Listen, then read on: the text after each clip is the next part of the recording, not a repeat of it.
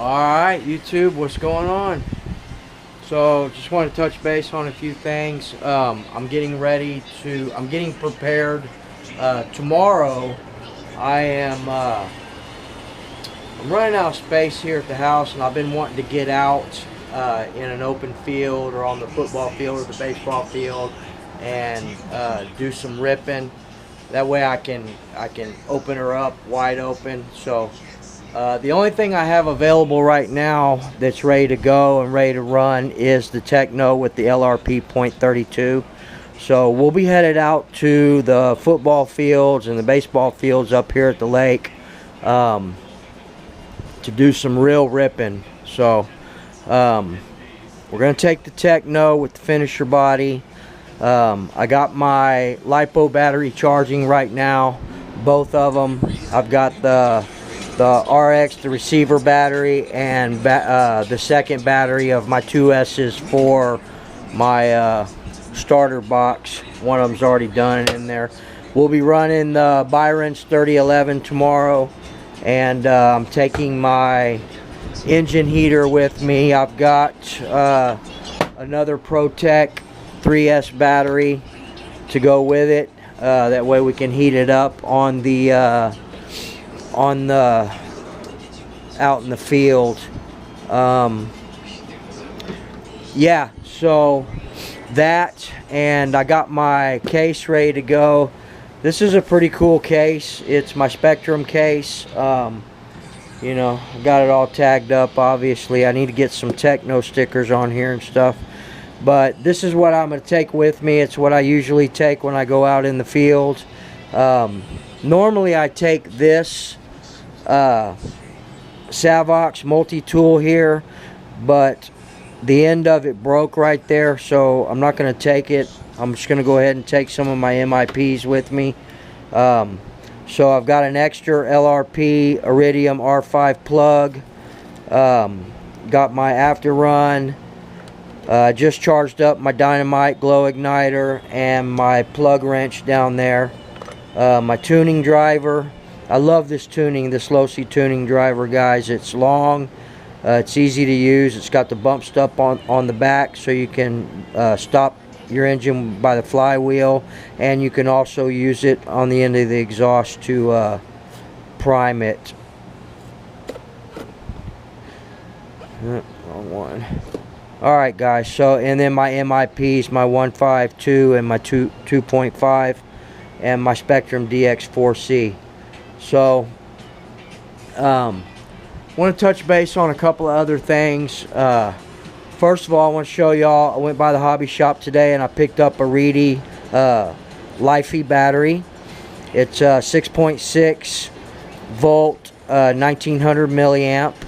We're going to go ahead and try this out. I've been wanting to get one, just haven't gotten around to ordering one, but they happen to have one on the shelf at the hobby shop today, so I picked it up. It's going to be specific for the Hyper 7 here, and we are going to be going back to the Fly Sky FSIT4S controller, so we'll get that all set up. I wanted to explain a few minutes here about what I was talking about. The reason that I do not believe we should be running, or in no way in hell will I be running my RX battery, my receiver battery, directly into my receiver. So what I was trying to explain to you folks, as Mr. Muggy, you know, I don't know why that guy cherry picks things out of my videos to put in his videos. I don't even know how he survives without me. He wants me to stop doing videos, but 50% of every video he does is about me. So I appreciate the shout out, Muggy. Thank you. You're cool. I still love you, by the way, bro. You're badass, man, and you have taught me a lot. But do videos on your content. Don't worry about what I'm doing. So anyway, let me explain to you real quick. We're not gonna, this video is not about all that. I just want to point out a couple of things. So the connection that I was not, and this is why I feel this is not 100%. running your receiver battery directly into it. I will not do that. I do not recommend it. There's too many bad things that can happen that way. Plus, if something happens, you've got it locked down, screwed in, and you're not going to be able to get to it anyway. What's happening is my connection loss was not here. It was not from the battery to the switch. My connection loss was from the switch to the receiver. It was rocking in there, and after time, and this one isn't because of after time, this one is because these are just crappy receivers. But over time, your pins can wear or move around or bend, and you lose connection here. Not here, but here from the plug to the actual receiver. So this is where my connection break was. The connection break was not in the switch. It was the plug directly into the receiver. So this plug is the same as this plug. So if you can lose connection here, then you can also lose connection here if you're going directly into your receiver. Too many bad things can happen this way, guys and gals. I know there's some nitro chicks out there, cool beans. I've got 2 or 3 of y'all subscribers of mine, and I do appreciate you ladies.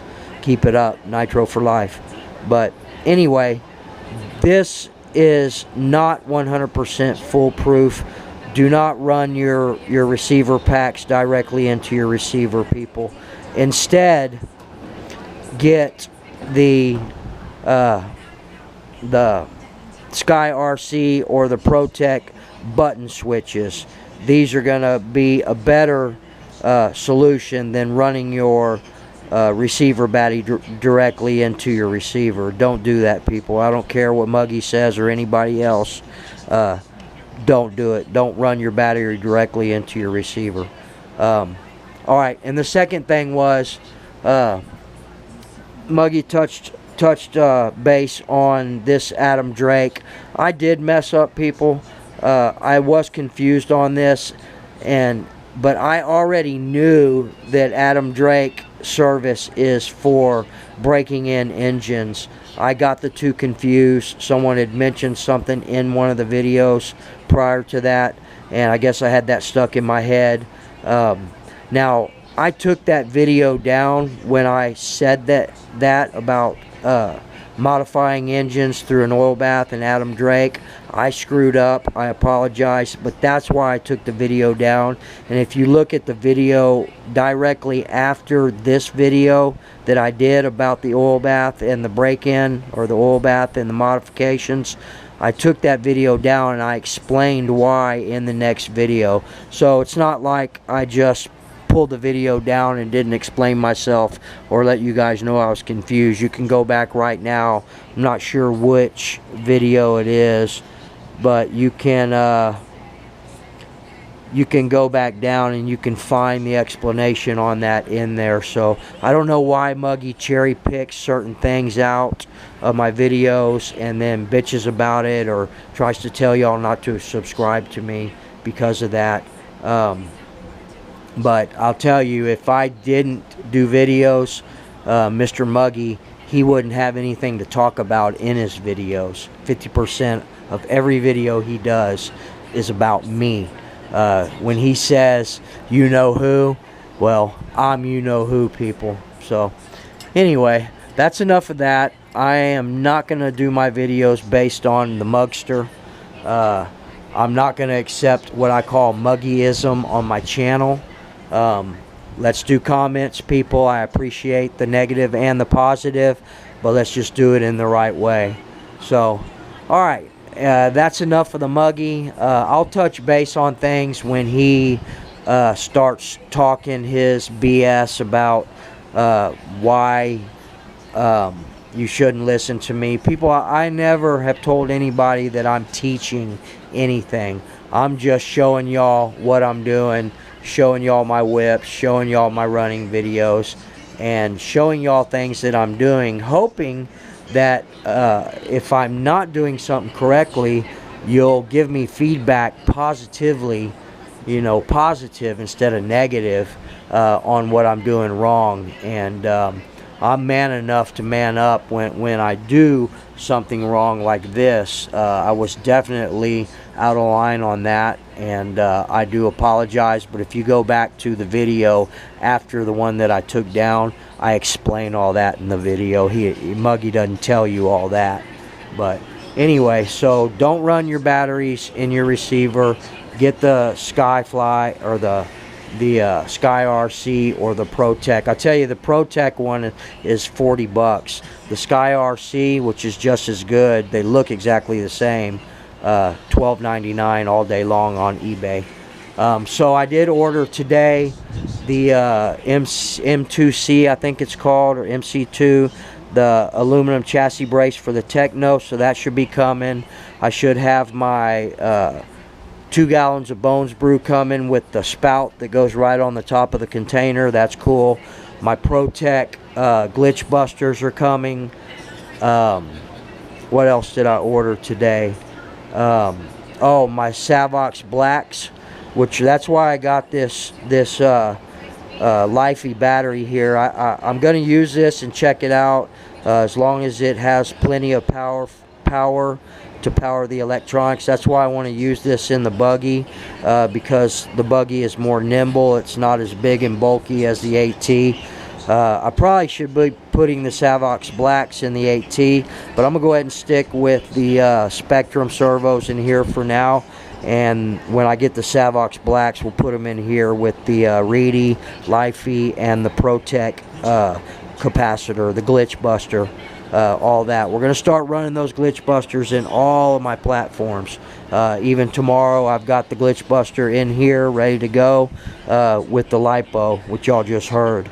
So here's my stuff I'm taking tomorrow, my tools, all that. We're going to do some good videos tomorrow. We're going to open up the, let's see which one. This one's complete. This one's still charging. So we're going to, it's hard to do it one hand, people. Alright, I'll get it in a minute. So we're going to be running the Tekno tomorrow, and we're going to open it up. It's going to be a good day tomorrow. I actually got off to do some other stuff. I'm going to mow my in-laws' yard next door, and then after that, we're going to load everything up, and we're going to head out to the football fields. Now, I really wanted to, tomorrow would be the perfect day to get out to the track and start running out there. But my buddy Elliot, he normally works on Tuesdays, but he's off tomorrow for some reason. So I really want him to be there. So I can't do that. I mean, I could go out there on my own, but I'd rather he be there. Plus, I haven't gotten my track tires yet.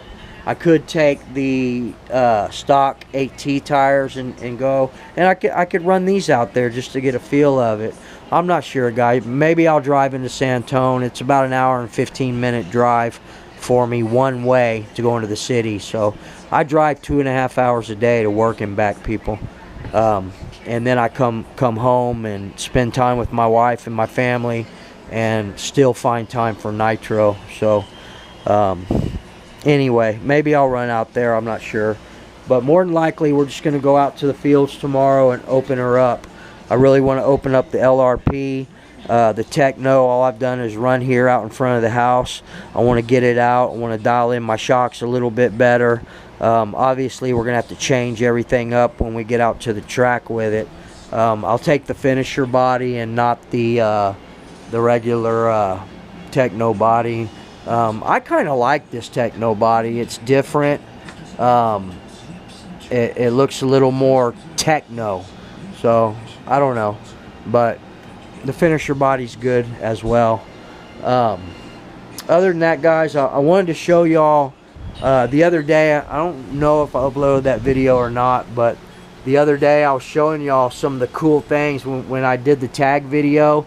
And I was showing y'all all my pellet gun collection and my rods and reels, and told y'all that I like picking and stuff at my job, you know, finding antiques and old things like that clock.